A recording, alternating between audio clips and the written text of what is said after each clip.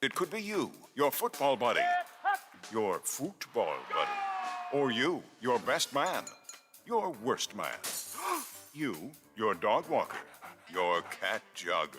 While 1 in 3 adults has prediabetes, with early diagnosis, prediabetes can be reversed. Take the risk test at doihaveprediabetes.org. Brought to you by the Ad Council and its prediabetes awareness partners. For all of your IT needs, visit OmniPerforms.com. Omni Strategic Technologies, the only IT company that the watchdog trusts. Hello, I'm Chuck Reddick, Commissioner of the Internal Revenue Service. We're working hard to get ready for tax filing season. You know who else is working hard? Identity thieves. Keep your computers and your mobile phones secure. Use antivirus software and strong passwords. Look out for email scams. Secure your home Wi-Fi with a password. Stay safe when you shop online. Look for HTTPS in the web address. See irs.gov for details. Attorney Tom McIntyre. Life. It may knock you down, but you don't have to say that way. I'm Tom McIntyre. I'm a bankruptcy attorney, and I'm here to help you. Give us a call, and we'll send you a copy of my free book, When Bad Things Happen to Good People. It's an interesting read, and it'll explain bankruptcy to you like no other book does. Give us a call. We're here to help. Call Thomas E. McIntyre and Associates at 304-232-8600. Allow us to help put you back on the road to financial success. I'm with Dr. Sharon Parsons, past president of the Ohio Dental Association. Soft teeth run in my family, so going to the dentist won't help, right? Actually, your family history does not necessarily determine whether you'll get cavities or develop gum disease. Your own behavior can prevent dental disease. By regularly seeing a dentist and brushing twice a day, flossing once a day, and avoiding tobacco products and sugary foods and drinks, you can put yourself on the right path to having healthy teeth and gums for a lifetime. ODA member dentists are located throughout the state, are dedicated to providing the highest quality care, are bound by the highest ethical standards, and obtain superior ongoing education and training. On your next visit, ask if your dentist is a member of the Ohio Dental Association and American Dental Association, so you know you're being treated by the best. To find an ODA dentist in your area, visit associationsadvanceohio.com. Hello everyone, from the Watchdog, I am the Storm Tracker, Darnell Foster. With a look at your local weather forecast for your start to the work week. Look for clouds and sunshine, a daytime high in the lower 50s. You'll see the overnight low touching down to about 40 degrees under partly cloudy skies with clouds and sunshine mixing for your Tuesday. Highs in the lower 50s. Have yourself a great day, everyone. From the Watchdog, I'm Darnell Foster. The views and opinions expressed on the following program are not necessarily those of this station or its sponsors.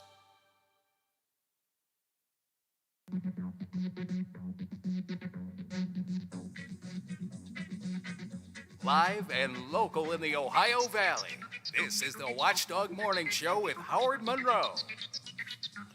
As dawn breaks in the Ohio Valley, temperature actually dropping a little bit. 40 degrees now at the Wheeling, Ohio County Airport. 37 degrees and starting to be sunny here at my home studios in the Elm Grove section of Wheeling, and 40 degrees at the Robinson Auto Group Studios downtown Wheeling in the heart of the Ohio Valley. So we've dropped a couple of degrees. We're going to get up to around 52 today. It'll be a sunny day, at least for the beginning of the day. Clouds will increase this afternoon. Could maybe see some showers in the morning tomorrow. A couple of cloudy days, though, are coming up as a brand new week and a brand new month gets underway. We were talking last hour about Halloween. If you have any Halloween stories from trick-or-treat night last night or the night before, whenever it was, in your neighborhood, by all means, feel free to text me on that, 304-214-1600. In a minute or two, Hoppy Kirchhoff is going to join us. We're going to talk about an upcoming election next year. On the Republican side of things, the race between Dave McKinley and Alex Mooney, two incumbent congressmen, now will be going against each other. Also going to talk about Wheeling's parking garage situation. I've got some thoughts on that. Philadelphia is trying to they're stopping minor traffic stops. It's an interesting concept. We'll talk about that coming up in a bit. And the insurrection should not have been a surprise because there was plenty of pre-planning there, and our law enforcement agencies, a number of them, were aware of the pre-planning, but just didn't do anything about it. Plus, Build Back Better, rally for it over the weekend. Still a lot of questions about who's going to support the bill. Is Manchin going to come on board, even though Biden said he would? We're not sure. Progressives in the House are not sure at all. So, yikes-a-ruly. It's still hanging up there. We'll talk about all of that coming up this morning. And I've been talking about a couple of reasons that I'm beginning to feel really old, just so culturally out of touch. Aaron, in a totally unrelated issue, asked me, Howard, are you up on pop culture?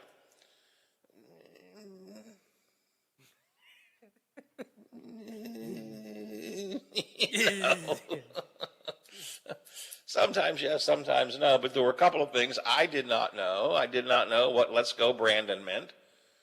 I had to do some research, and if you don't know, I told you last hour, but I'm not going to do it again. You can go look it up. Let's Go Brandon. It's getting a little controversial because people are saying it in public places. Howard, don't feel bad because when we were in Key West, I had somebody texting me that we were in a conversation, and I'm looking at it. I had no clue what it meant. That was the first time that I had seen it, so I thought, I'll go ahead and look this up and figure out what it means and everything, and I finally did and actually got it, but it was weird because I'm like, why is somebody texting me, let's go Brandon?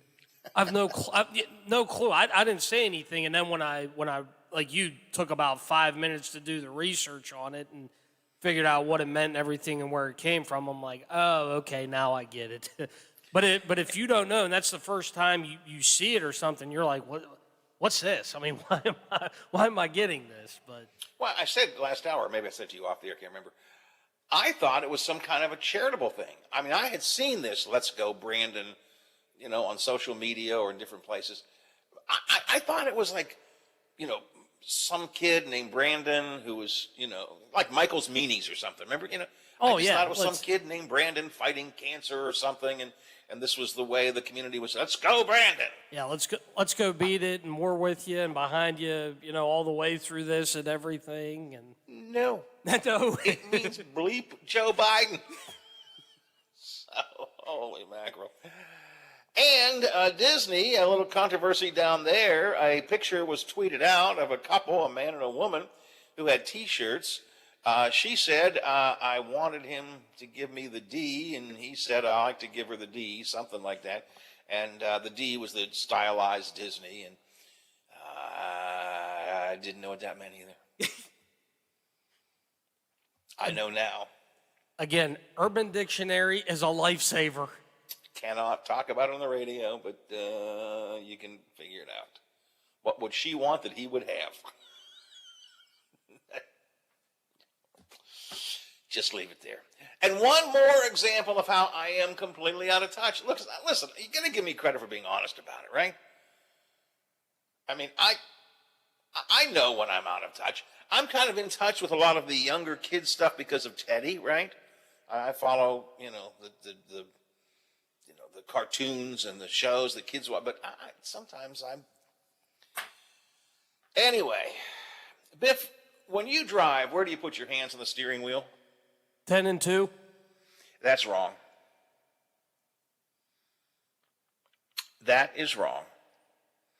New research says that if you hold your hands at 10 and 2, like we all were taught to do, I'm not saying we all do it, I'm just saying we were taught that's where your hands should go. 10 and 2, right? If you hold your hands at 10 and 2 with airbags, it says if you had an accident that deployed your airbag, you'd probably break your arms. Never thought about that. So apparently the current driver's ed classes are teaching that the safest way to hold the wheel is 9 and 3. And I've been trying to just do that in my head here.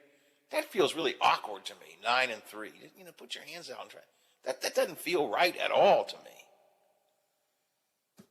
But apparently that's the way you're supposed to do it. Modern driver's ed classes are teaching the safest way to hold the wheel is at 9 and 3, and to turn the wheel by shuffling your hands in alternation so that your arm never gets in front of the steering column. I don't even know what that means. I don't even know what that means. But apparently,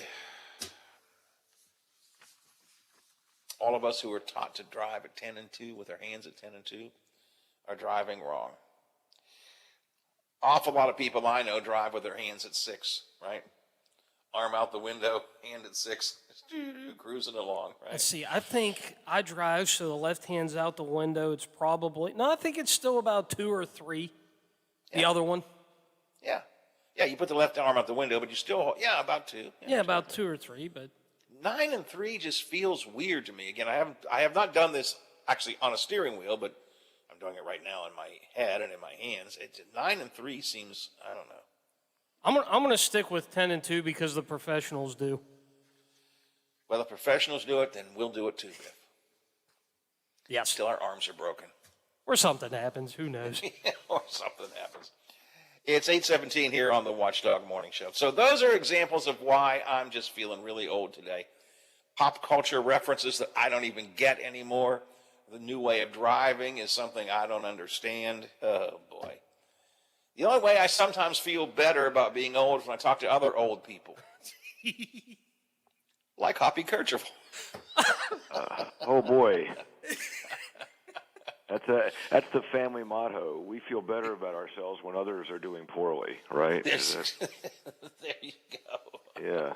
Do you drive with your hands at 10 and 2? Well,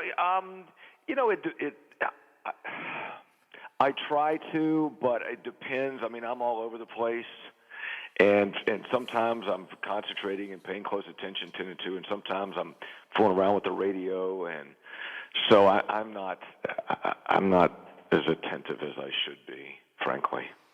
So but apparently, the new thing they're teaching in driver's ed is we should be using 9 and 3. I tell you, though, well, I'm about to say another old guy thing. It just seems like it is more dangerous out there. Now, one thing I tell you, right, is that I thought right turn on red was you view it as like a stop sign, and you stop, and then you can take the right if there's no traffic coming. Now it's just become, I'm just going, not right. me, but like. I'm just going right. I'm not even stopping, slowing down. Have you noticed that? I'm old enough to remember when you couldn't turn right on red. I remember when right turn on red was a kind of a new idea. You can right turn on red from a one way to a runway, one way if nobody's coming. Right. Right. That was the old days. So that's what happens, Howard. Let me real quick ask you then the other two things, and I can't say these words on the radio, but right. Do you know what "Let's Go Brandon" means? Yes.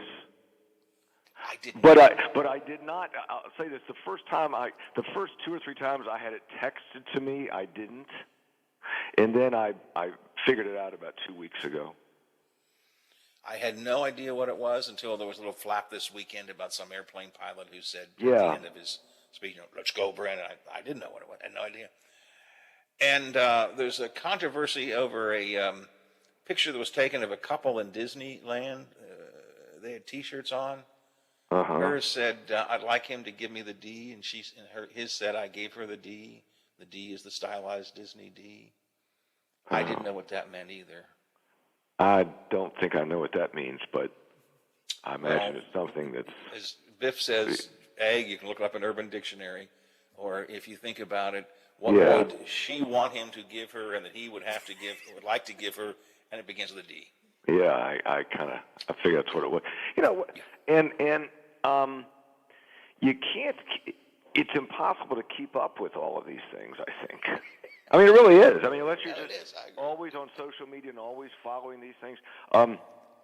What I do is I go to the TMZ site every day and look and say, okay, because I figure if there's that they're usually on the edge of the edgy stuff like that, and so that's how I kind of keep up. Is at the TMZ site, and I'll have to go there more often because, again, this weekend just made me feel old. These things were it's like apparently these are fairly common phrases that I had no idea. Yeah. Biff said the same thing about "Let's Go Brandon." Biff said, only when somebody texted him that and he had to look it up did he understand what it meant. Yeah. And, that's really the good thing, I think, about all this is by the time it catches up to you and me, it's over, right? I mean, now, like if somebody texts you out this morning, Howard, for your show, you can text back and go, and you are so behind. This thing, that's done, right? I mean, when it reaches a commercial airline pilot, too, like, oh, this is over, right? Yeah. Yes, exactly right. One last question for you before I get to the political stuff. Do you hand out candy at your house? Do you do, or do you Yes. go? Mm-hmm. Did you have? How was your Halloween? I guess is what I want to ask. Well, it was good. It was in our neighborhood, and my wife's pretty creative, and she still is doing safety things. So she put all the treats in the little individual baskets, and she made a skeleton arm. And she uses the skeleton arm to lift up the bag and hand it to the children. Clever. Yeah, Very it is pretty clever. clever. I like that. Yeah, she's pretty strong on that front, which is neat and also kind of scary for the little kids, right? I mean, this here comes this skeleton hand, like, should I take that? Why did you all not give out candy? Did you give out? No, we did. No, and my role every year is to be the candy hander outer. Of course, the last 2 years we didn't, but this year we did, and it struck me that almost every trick-or-treat night for over 30 years, I've been sitting on that concrete stoop in front of my house handing out candy because I've always been the candy hander. When my kids were young, my wife would take them around, and I would be the one to hand out candy, and that's just the way it's always gone. We had about 150 kids come by. Wow! Holy cow! Yeah, it's a pretty busy neighborhood. And what impressed me, Hoppy, was that 100% of them were nice, and polite, and delightful, and I had no trouble. There were older kids there, and that was fine. Didn't bother me as long as they're having fun. Everybody was just as perfect as you could be. I mean, it was a great Halloween experience. They have not been, that's kind of nice. I mean, when they said, thank you, happy Halloween, that's sort of cool. There's always one kid who wasn't going to go, who at the last minute is like, okay, I'll go. And he really doesn't have a costume per se. He's just in jeans and a flannel shirt, and he has a garbage bag to put the candy in. Did you get any of those? Usually one of those. I have two rules. My audience knows that I have two rules for trick-or-treating. You have to have something that resembles a costume. Like you said, it can be just a raggedy shirt and put grease paint on or something. And you have to say trick-or-treat. If you don't say trick-or-treat, or something along those lines, I don't give you candy. But everybody did. One kid, I kind of felt sorry for him because apparently others in the neighborhood said he said the same thing to them. The first thing he said when he walked up was, he said, "I'm not too big to trick-or-treat."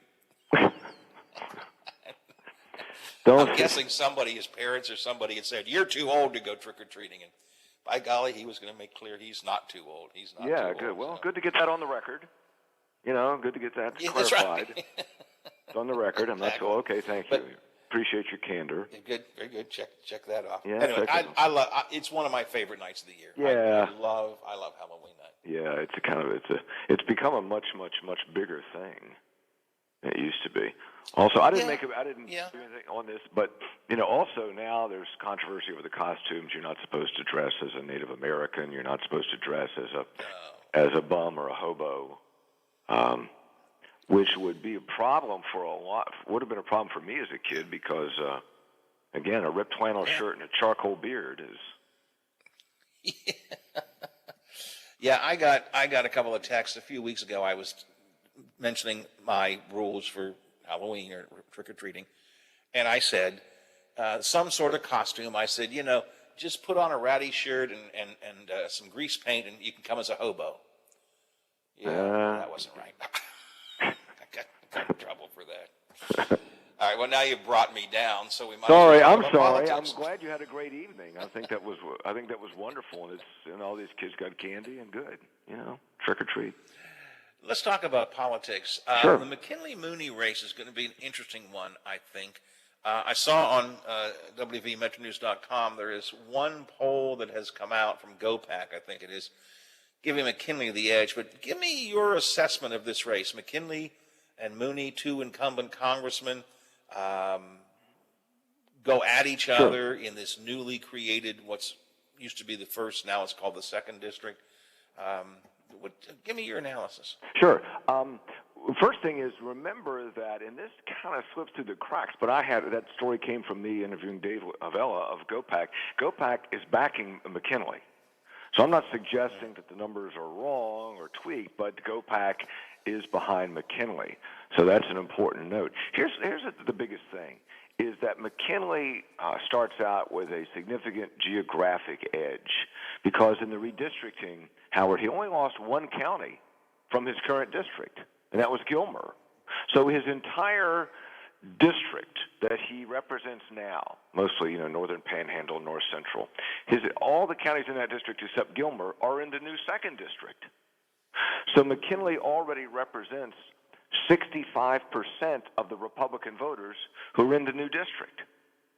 So that is a significant advantage, because that gives McKinley advantage in where you are, Northern Panhandle and North Central, and then Mooney has an advantage in the Eastern Panhandle, particularly in Berkeley County, which has the second most number of Republicans of any county in the state at about 34,000, and that's his base. So Mooney has an advantage there, but I think generally speaking, Mooney has to go into McKinley territory and take away votes from McKinley.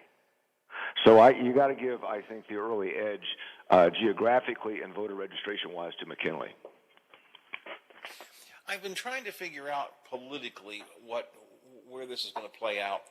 Mooney is very much in the mold of Trump. I mean, he's very much a Trump supporter. Now, McKinley, I'm not suggesting he's not, but McKinley portrays himself as a bit more of a moderate. And so he's kind of the moderate conservative. I don't know. Is that a good way to look at it? Yeah. Compared to a more right-wing conservative Mooney. And I don't know which plays. I don't know which is going to play in this coming election. Well, Howard, that's a great question, and I agree with your assessment of their political leanings. And McKinley has, sort of right center, and he's gotten labor backing. So he has been more moderate. Mooney is more of a check-the-box, very conservative Republican on all fronts.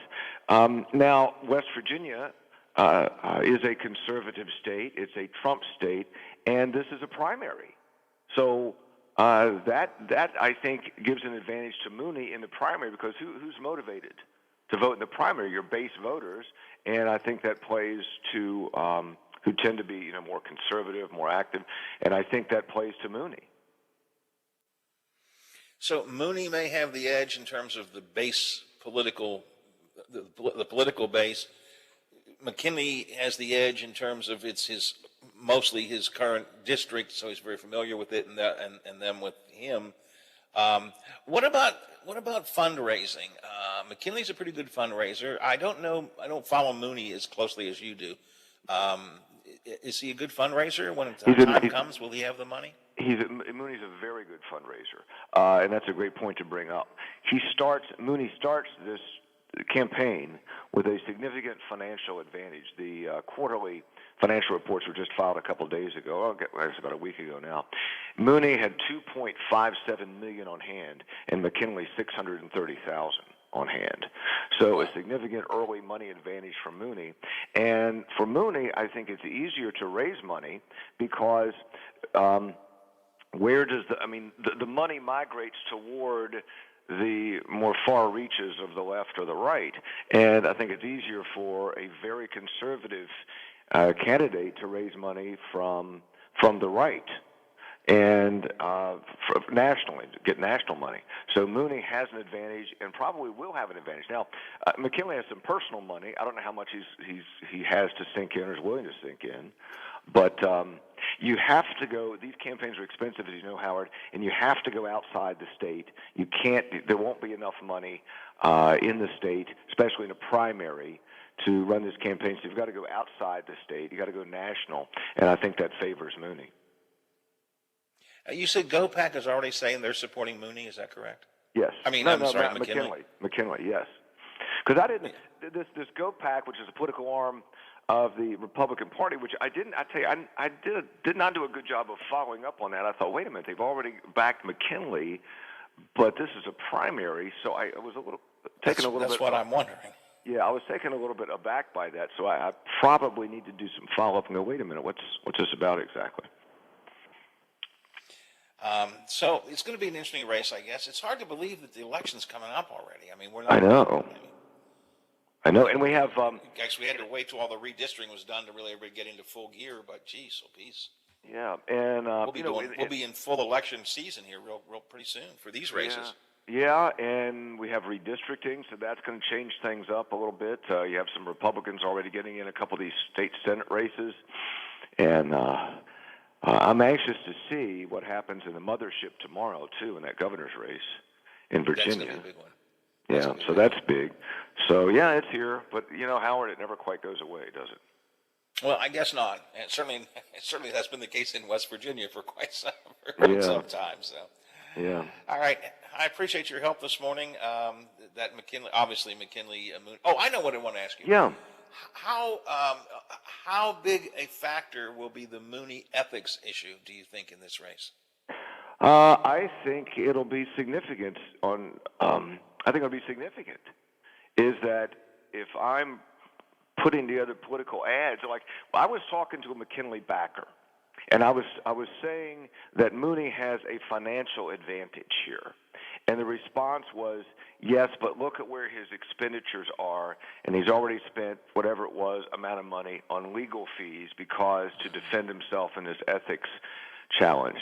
So that to me gives you a heads up that okay, that's going to be used. I think two things like that'll be used will be the ethics issue for Mooney. McKinley can use that, but also Mooney will use, especially in the primary, Mooney will use McKinley's vote to create a January 6th commission to investigate January 6th.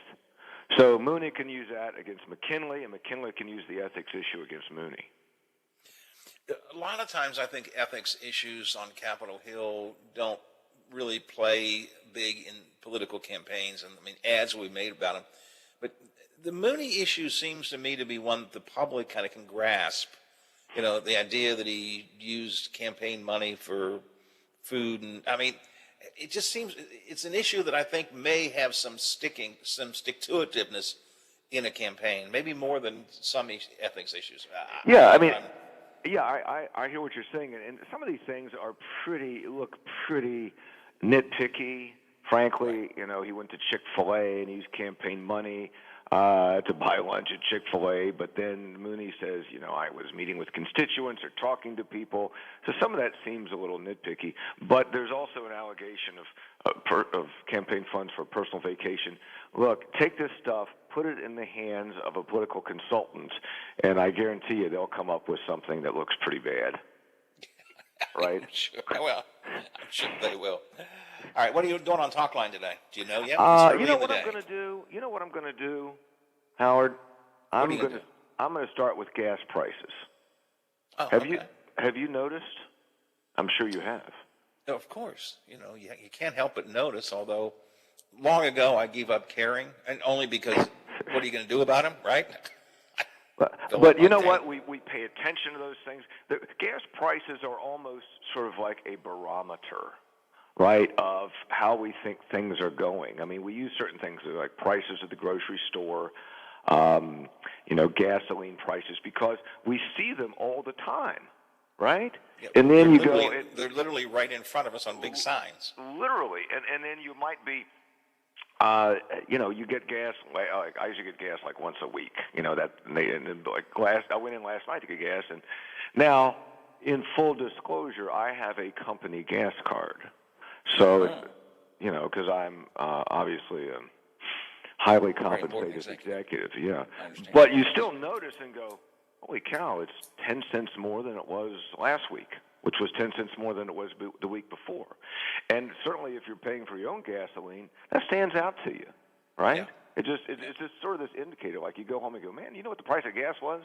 So, anyway, we're going to do that. Chris Steyerwalt is going to be on. Also, we'll talk with Jeff O'Malley, who's the interim athletic director at Marshall, because they're making the formal announcement about the Sun Belt today. And Tony Caridi and Brad Howe will be on later concerning West Virginia's really significant win over Iowa State on Saturday. That was a great win for West Virginia. Yeah. So you got a lot of good stuff coming up today. Well, we'll try. And you're excited about Brad Smith coming to Marshall, too.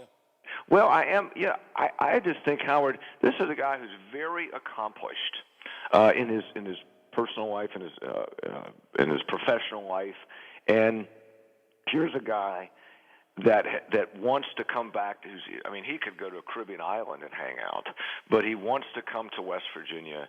He wants to try to make a difference. He's a disruptor.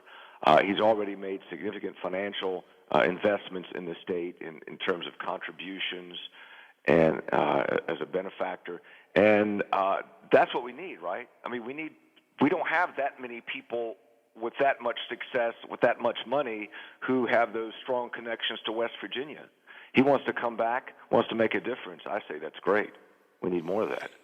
Yeah, I think it is, too. I also think he's going to give E. Gordon Gee now a run for his money for the most publicized university president. Good.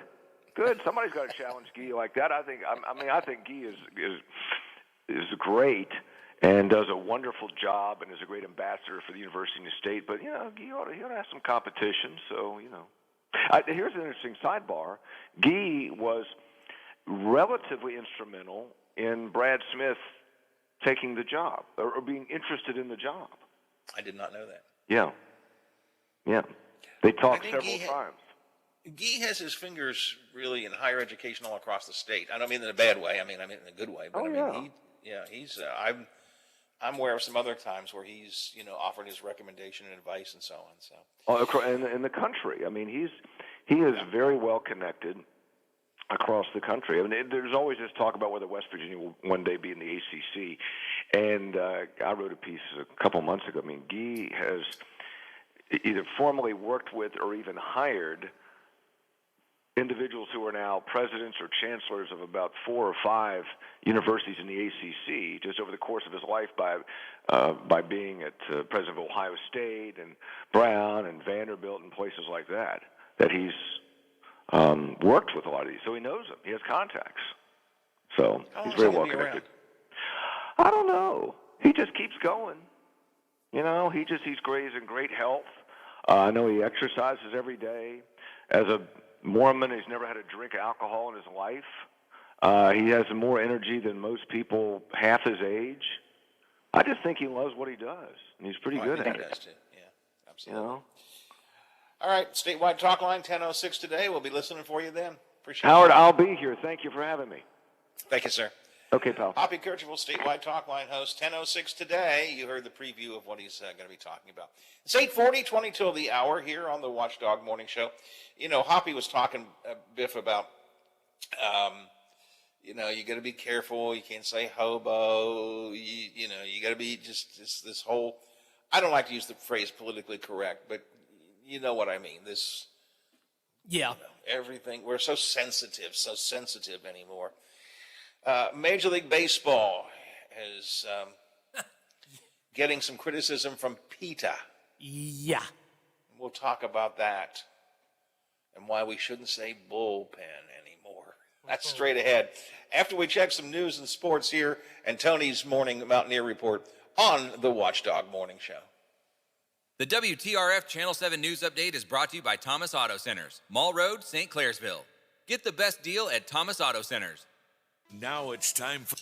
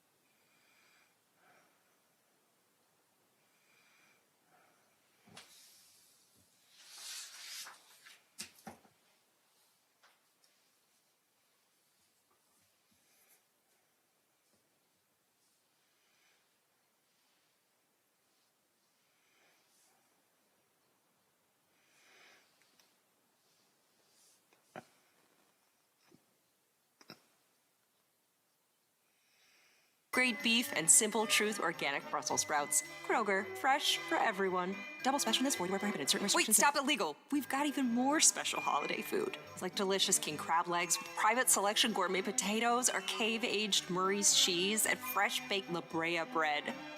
Kroger, fresh for everyone. All right, legal. You're up. Double special in this void where prohibited. Certain restrictions may apply. Shop at participating stores for more details. 42 million Americans struggle with hunger, yet 35% of the food in this country is wasted. Those aren't just numbers. They're our neighbors, your daughter's friend from school, the family of 4 next door. The Kroger Company Zero Hunger, Zero Waste Foundation is committed to making fresh food accessible to all by ensuring it never goes to waste. Together, we can help end hunger. Learn more at zerohunger.zerowastefoundation.org. Before we look ahead to Saturday's game against the Cowboys of Oklahoma State, what do you say we close the book on last Saturday's victory by the Mountaineers over the Cyclones of Iowa State? It was the 10th all-time meeting between the two teams. West Virginia now 6-4 all-time against Iowa State, 3-2 in the games played in Morgantown. That game on Saturday was Neil Brown's 50th career victory as a head coach. It also is the 50th all-time victory for a Mountaineer team over a nationally ranked opponent. West Virginia now 4-0 on the season when they run for at least 100 yards. The Mountaineers eclipsing the 30-point mark, and now WVU is 123-18 since the 2000 season when they score 30 or more points in a game. The Mountaineer offense continuing to show signs of maturation. WVU finished up with 492 yards of total offense. That's the second most in the 2021 season. The Mountaineers have now had 400 or more yards on offense in 3 of the last 4 games. Charles Woods and freshman defensive lineman Edward Vestrinen made their first career starts. West Virginia has now had 10 first-time starters this season. Quarterback Jared Deggy, who went 30 of 46 passing, 5th consecutive game he's completed at least 20 passes, and now with 487 career passes as a Mountaineer, he's number 6 in pass attempts. He also threw 3 touchdown passes in the game, ranking him number 10 in program history in touchdown passes with 32. That is today's Mountaineer Report, brought to us by Kroger, the official grocer of WVU Athletics. I'm Tony Caridi on the Mountaineer Sports Network from Learfield. Babies come with lots of decisions. Cloth or disposable? Crib or bassinet? So when it comes to protection, go with the safest, most effective choice, vaccination. Get all the recommended vaccines for your baby by age 2 to protect your child against 14 serious childhood diseases. For more reasons to vaccinate, talk to your child's doctor. Go to cdc.gov/vaccines or call 800-CDC-INFO. A message from the Centers for Disease Control and Prevention. Quaker Steak and Lube at the Highlands is the perfect place to relax after a long day. Happy hour from 3 to 6 Monday through Friday. Get $2 off appetizers, $3 off domestic drafts, and house wine specials. Quaker Steak and Lube, voted Best Wings USA. Quaker Steak and Lube at the Highlands with another steal of a deal. Get a steak burger and fries all day Monday for only $8.99. It's also Military Mondays. The Lube will take 25% off for all veterans, active duty military, and first responders. Quaker Steak and Lube, voted Best Wings USA. Introducing our new redesigned 7 News app. Our new app features a sleek, modern design, an easy-to-navigate home screen with quick access to local news content, and a localized weather forecast. Subscribing to notifications is easier, and with one tab, you have access to recent push notifications. There are more ways to watch and find video. To get the new WTRF 7 News app, just update the latest version or download the WTRF 7 News app in your Apple or Google Play Store by searching WTRF. Millions plan for retirement online. Estimate your future benefits, apply for retirement, and manage your benefits all from the comfort of your home. And give yourself the freedom to do what you want offline. Social Security's online services help put you in control with secure access to your information anytime, anywhere, allowing you to spend more time with family, friends, or simply just enjoying the day. Social Security, securing today and tomorrow. See what you can do online at socialsecurity.gov. Dominating both AM and FM, the Watchdog is AM 1600 and 1370, FM 98.1 and 97.7. We are the Watchdog.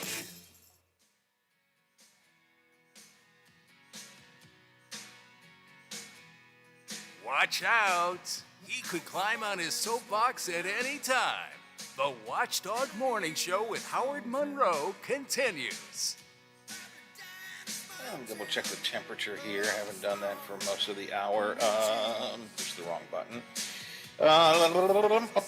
Yep, still 40 degrees at the Wheeling, Ohio County Airport, and still 40 degrees here at my home studios in the Elm Grove section of Wheeling. Sunny outside, going to be sunny through most of the day today. Some clouds will roll in this afternoon, daytime high up to around 52 degrees. Mr. Big Voice Announcer Man there said sometimes he rants on his soapbox. I don't know if this is going to be quite a rant or a soapbox thing, but Biff, it just seems like every time you turn around, they want to change things. And look, I've said it over and over again. I know that words have meaning, and I know that language is important and all that kind of stuff, but it just seems to me like sometimes it's just a bit too much. You know what I'm saying? Yeah, and I think at some point, I don't know who's got to do it, but somebody's got to take a line and say, you know what, enough's enough, and we're just going to either, keep calling it what we've been calling it or something, because it's like every time you turn around, it's nothing safe anymore. The issue of the morning is PETA, the People for the Ethical Treatment of Animals, would like Major League Baseball to change the name of the bullpen. They prefer that it be called the Arm Barn. Now, I got to be honest, I think Arm Barn's I kind of like that. But really, the bullpen has been... Let me ask you a question, Biff, because you watch more baseball than I do. Have you ever seen a bull being harmed in the bullpen? No. Okay, all right. Have you ever seen a bull in the bullpen?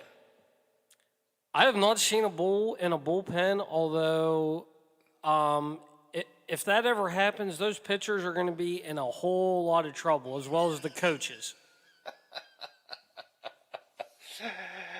Peter released a statement last week saying, words matter, and baseball bullpens devalue talented players and mock the misery of sensitive animals. I would like to know, we could do a show of hands here if you want to, if you're driving one hand on the wheel at all times. How many of you, when you hear during Major League Baseball the phrase bullpen, how many of you think of the misery of animals? How many of you actually think of animals? When you hear the phrase bullpen in the context of Major League Baseball, show of hands, how many of you actually think there are bulls there?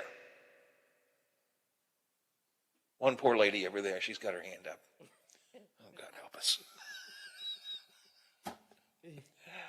And the bullpen isn't even something specific to baseball, Biff. Businesses have bullpens, right? Yeah, they do.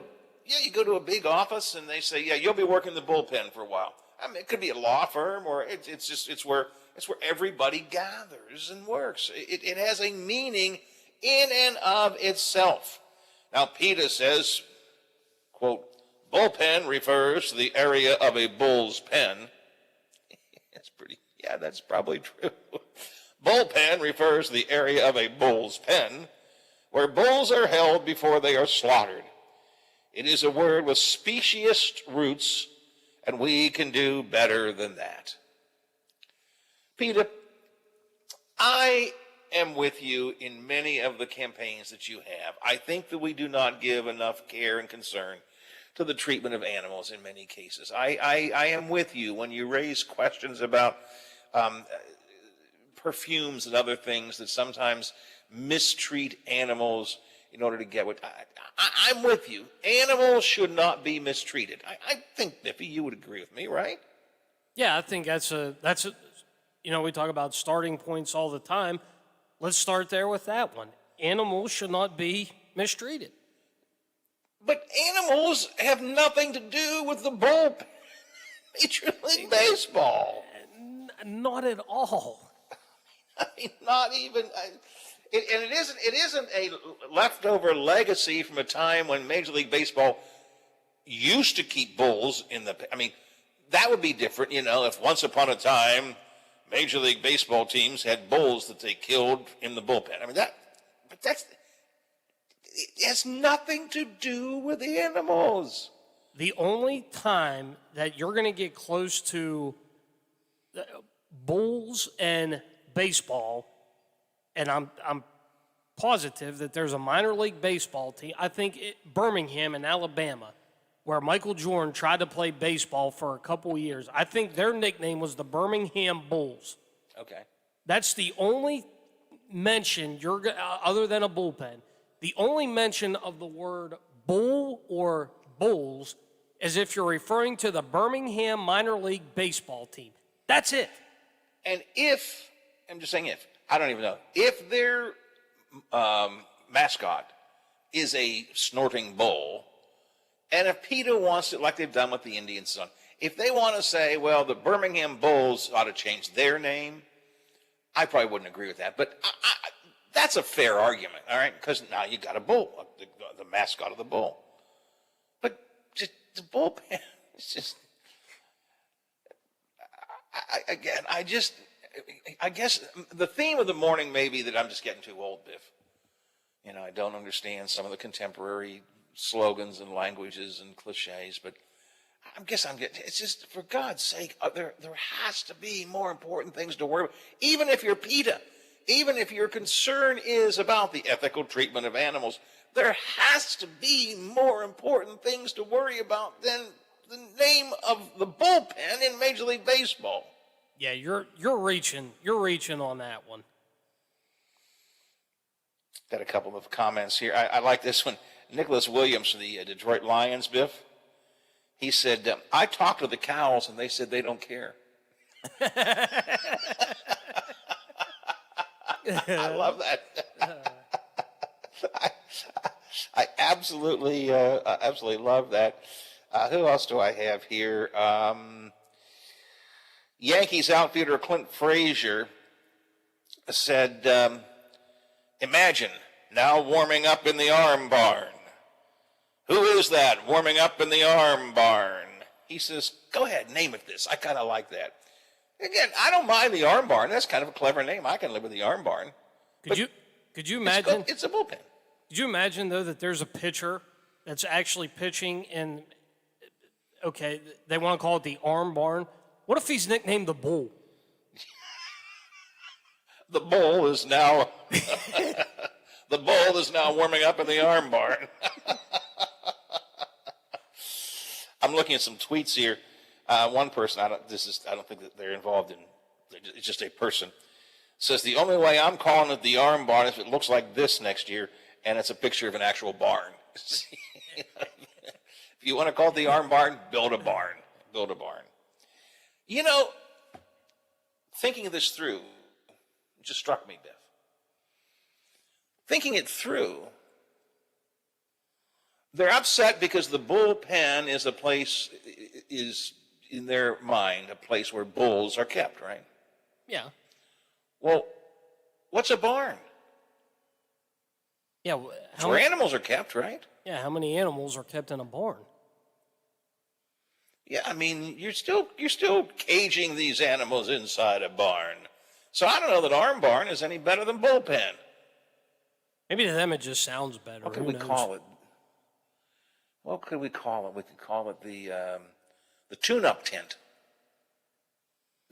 When pitchers are tuning up, we call it the tune-up tent. I think maybe that's a. Oh no! We can't call it tents. Ooh, no. Nope. Can't call it a tent. Let's see. How about the I don't know, you can't, the warm-up area. Yeah, I guess so. Because the getting ready can't, place. you can't. I was thinking warm-up pit, but you probably can't call it a pit because someone will have something to say against pits. Yeah, there are snake pits, So, it's like where they keep the snakes in the snake pit. No, can't do that. Yeah, so I'm thinking the warm-up area. That's good. I just like it. Like the the Washington Redskins, they just, for a while there, were just going to be the Washington football team. Yeah. Simple, plain, nothing fancy. Just call it the getting ready place. The throwing In area. the getting ready place, Biff Leonard is getting into the getting ready place. The throwing area. The throwing area.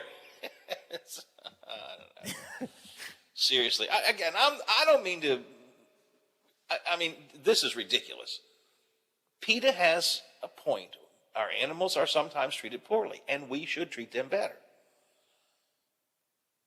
We just had the interview last week with Melanie Joy, who wrote the book. What was the book?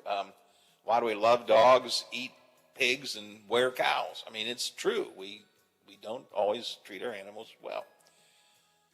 But Arm Barn? Come on.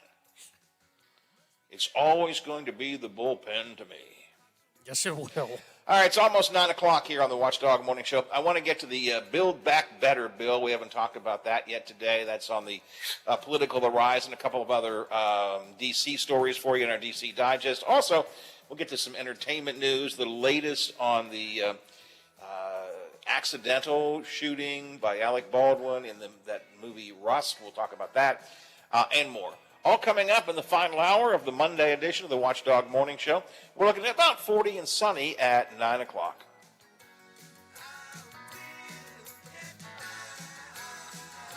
The Watchdog is FM 98.1, AM 1600 WKKX Wheeling, FM 97.7, AM 1370 WVLY Moundsville.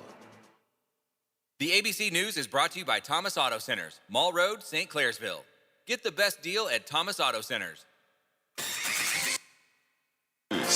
I'm Dave Packer. President